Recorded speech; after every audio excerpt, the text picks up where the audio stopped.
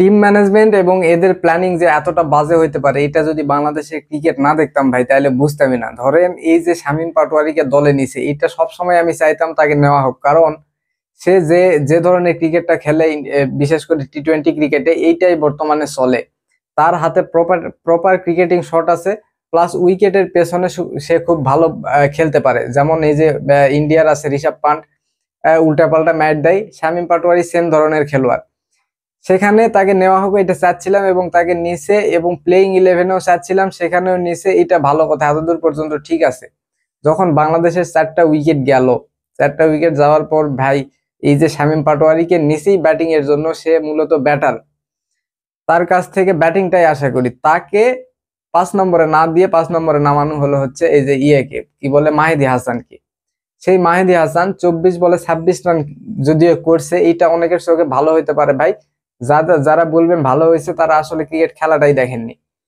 সে এই 24 বলে 26 রান করার সময় মোটামুটি 16-17টা বল ডট করছে। সৌম্য সরকার যখন ব্যাটিং ছিল সেই সময় থেকে সে খেলতেছে, এবং তখন সে যে ধরনের ডট খেলছে এতে সৌম্য সরকারের উপর চাপ পড়ছে, এবং সৌম্য সরকার সেই চাপটা কাটাতে গিয়ে, হিট করতে গিয়ে কিন্তু আউট হয়ে গেছে। ফলে সৌম্য সরকারের ইনিংসটা বড় হয়নি। যদি এখানে শামীম পাটোয়ারি নামতো, সে যেহেতু একদম প্রপার ব্যাটসম্যান, তার বললামই প্রপার ক্রিকেটিং শটও আছে হাতে, সে যদি তাসকিন আহমেদ সৌম্য সরকারকে কিছু সময় দিতে পারতো, সিঙ্গেল বের করে দিতে পারতো, সৌম্যর ইনিংসটা আরো বড় হতে পারতো। প্লাস এদিকে যে আমার মূল ব্যাটার শামীম পাটোয়ারি, সেও ইনিংসটা বড় করতে পারতো, এবং তাদের দুইজনের ইনিংস আর একটু বড় হলে কিন্তু রান 160+ হতে পারতো। এই হয়েছে অবস্থা। এরকম বাজে প্ল্যানিং যে বাংলাদেশ ক্রিকেট বোর্ডের এই যে টিম ম্যানেজমেন্টে যারা আছে, তারা কেমনে করে ভাই এটা বুঝি না। তারা কি আসলে ক্রিকেটটা বোঝে? এটা আসলে আমার প্রশ্ন। আর শেষের দিকে তো ম্যাচটা একদম বের করে ফেলছিল ওয়েস্ট ইন্ডিজ, বাংলাদেশের হাতে ম্যাচ ছিলই না।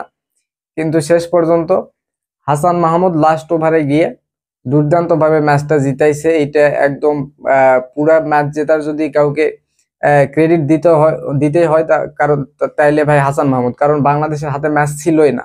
সেখানে লাস্ট ওভারে 10 রান লাগে, রহমান পাওয়েল আছে উইকেটে। সেখানে ভাই ওই 10 রান আটকানো ভাই সহজ কথা না।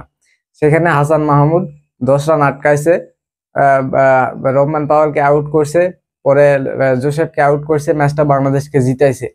যদিও ম্যান অফ দ্য ম্যাচ তাকে দেওয়া হয়নি, কারণ ফর্মালিটির হিসাব করলে ধরেন ওইদিকে 24 বলে 26 রান করছে, প্লাস 4টা উইকেট নিছে, তাকে দিবে এটা আসলে সহজ কথা। কিন্তু আসলে যদি মানে বাংলা যারা ক্রিকেট ভক্ত আছে তাদের তাদের চোখে যদি বিচার করা হয় ভাই ম্যান অফ দ্য ম্যাচ, তাইলে হাসান মাহমুদ, কারণ বাংলাদেশের হাতে ম্যাচ ছিলই না। সেখানে সে একা হাতে লাস্ট ওভারে ম্যাচটা জিতাইছে, মানে ম্যাচ মানে ক্রেডিট যদি পুরোটা কেউ পায় সেইভাবে। এই হয়েছে অবস্থা। তবে শেষ পর্যন্ত বাংলাদেশ ম্যাচ জিতছে, এইটাই ভালো লাগা।